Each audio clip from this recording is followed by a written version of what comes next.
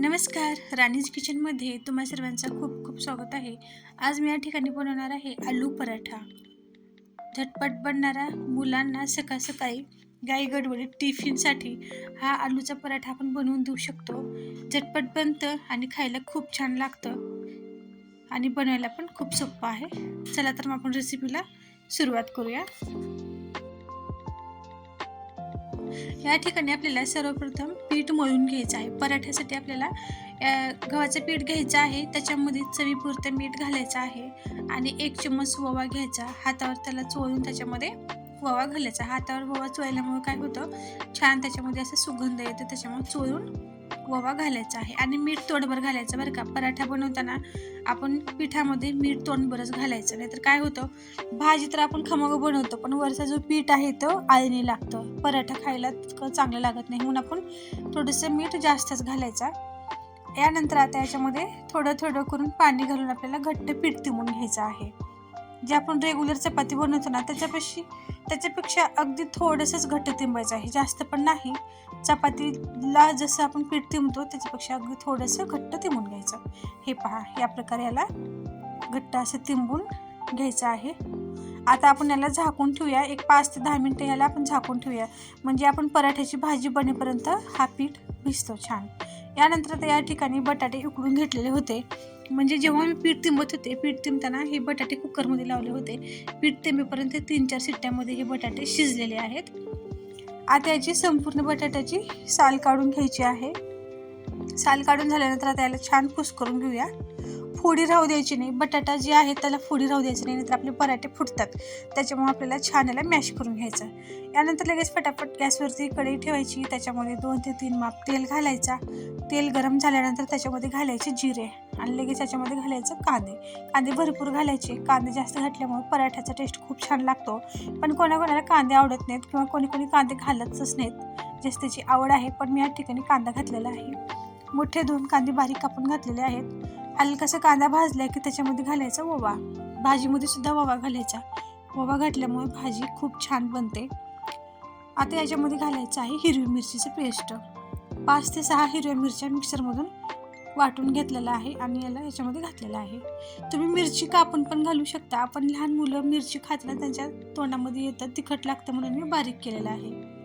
यानंतर आता याच्यामध्ये घालायचं आहे चवीपुरतं मीठ, हळद आणि थोडीशी कसुरी मेथी. हे सर्व छान मिक्स करून घ्यायचं आहे. 1 ते 2 मिनिटापर्यंत भाजून घ्यायचा. यानंतर आता याच्यामध्ये घालायचं उकडलेले बटाटे. जे बटाटे सोलून आपण मॅश करून ठेवलं होतं ते संपूर्ण बटाटे आता याच्यामध्ये घालायचा. बटाटे घालून हे छान मिक्स करून घ्यायचं. गॅस मध्यम ठेवायचा, म्हणजे खालचा मसाला आपला करपणार नाही. हे या प्रकारे आपल्याला 2 ते 3 मिनिटच याला मिक्स करून घ्यायचा. जास्त वेळ भाजीला भाजत बसायची गरज नाही. आपला खालचा मसाला छान तयार झाला होता, म्हणून याला जास्त आता या ठिकाणी भाजत बसायची गरज नाही. संपूर्ण मिश्रण छान मिक्स झालेलं आहे. वरून भरपूर अशी कोथिंबीर घातलेली आहे. कोथिंबीर थोडीशी जास्तच घालायची, म्हणजे पराठा जे आहे ते खूप छान लागतं.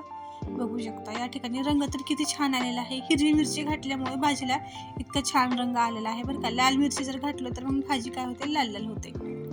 तर आता भाजी आपण एका प्लेटामध्ये काढून घेऊया आणि भाजी थंड करून घेऊया. आता या ठिकाणी भाजी थंड झालेली आहे. प्लेटामध्ये काढून ठेवला होता आणि माझ्या मुलीला मी अगोदर 2 पराठे बनवून दिला होता, म्हणून याच्यामधली थोडीशी भाजी संपलेली आहे. ती शाळेत चालली होती, म्हणून तिच्यासाठी मी 2 पराठे बनवून दिला. आणि यानंतर आता, म्हणजे तो व्हिडिओ मी शूट केला नाही, घाई गडबडीमध्ये होते. भाजी संपूर्णपणे थंड झालेला आहे. पीठसुद्धा छान भिजलेलं आहे. आता एक पिठाचा गोळा घ्यायचा, त्याची छान अशी वाटी बनवायची आणि त्याच्यामध्ये ही भाजी भरायची. भाजी भरपूर भरायची. भाजी भरायला कंजूशी करायची नाही. जितका पीठ आहे ना तितकीच भाजी याच्यामध्ये भरायचा. यानंतर याला असं गोल गोल करून घ्यायचा, म्हणजे जसं आपण पुरणपोळी बनवतो अगदी तसंच. थोडंसं कोरडं पीठ लावून याला थापटून घ्यायचं आणि छान असं याचं पराठे बनवून घ्यायचं. या ठिकाणी हे पहा, सुरुवातीला लाटताना आपल्याला हलक्या हाताने लाटायचं बरं का. जास्त जर दाबलं तर काय होतं, पराठा जे आहे ते फुटतं. त्याच्यामुळे आपल्याला हलक्या हाताने लाटायचं आहे. आणि लाटताना पीठ लावायचं, कोरडं पीठ लावायचं, म्हणजे चिटकणार नाही. जो आपलं बेलना असतो, लाटणं असतं, त्याला चिटकत नाही, म्हणून कोरडं पीठ लावून असं छान पराठा लाटून घ्यायचा. तर बघू शकता या ठिकाणी पराठा बनलेला आहे. मी मोठाच पराठा बनवलेला आहे, छोटे छोटे नाही केले, मोठे मोठेच पराठे बनवलेले आहेत. आणि पराठा टाकताना आपल्याला तेल लावायचं आहे. तेल लावून पराठा टाकल्यामुळे काय होतं, पराठा जे आहे ते छान भाजतं. इकडे तवासुद्धा गरम झालेला आहे. गरम झाल्यानंतर पराठा टाकायचा आणि गॅसची फ्लेम मध्यम करायची. तवा गरम होण्यासाठी आपल्याला गॅस फुलच ठेवायचा आणि पराठा टाकल्यानंतर मध्यम गॅस करून आपल्याला हे पराठा जे आहे ते भाजून घ्यायचं आहे. साईडनं सुद्धा तेल सोडूया, म्हणजे खालून पराठा चिटकणार नाही. हे पहा, एकदम छान असं हे पराठा बनलेला आहे. पराठा खायला खूप छान लागतं बघा का. सकाळी घाई गडबडीमध्ये किंवा मुलांच्या डब्यासाठी आपण हे झटपट पराठे जे आहेत ते बनवून देऊ शकतो. पराठा हा सर्वांनाच आवडतो. पहिला पराठा शेकलेला आहे, याच प्रकारे मी दुसरा सुद्धा पराठा बनवून घेत आहे. हे पहा, पहिला पराठा शेकून झाला, लगेचच मी या ठिकाणी दुसरा पराठा बनवलेला आहे. त्याला सुद्धा खालून तेल लावून घेतलेलं आहे. पलटून दुसऱ्या साईडने सुद्धा त्याला तेल लावून घेतलेलं आहे. खूप सोपं आहे पराठा बनवायला, काहीच अवघड नाही, झटपट बनतं. अगदी सगळ्यात सोपी रेसिपी आहे पराठा तर, आणि खायला तर खूपच छान लागतं. या प्रकारे तेल लावून दोन्ही साईडने आपल्याला खमंग पराठा भाजून घ्यायचा आहे.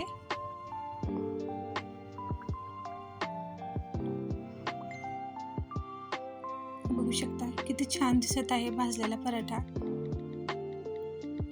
आपण प्रवासात जाताना सुद्धा हे पराठे करून घेऊन जाऊ शकतो बरं का. अगदी 2 दिवसापर्यंत ह्या पराठ्याला काहीच होत नाहीत. आपण जर कुठं प्रवासाला चाललो किंवा फिरायला चाललो बगीच्याला वगैरे, तर आपण तिकडं हे असे पराठे बनवून घेऊन जाऊ शकतो.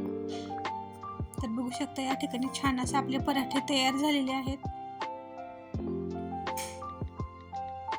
हे पहा, एकदम छान पराठे तयार झालेले आहेत आपले.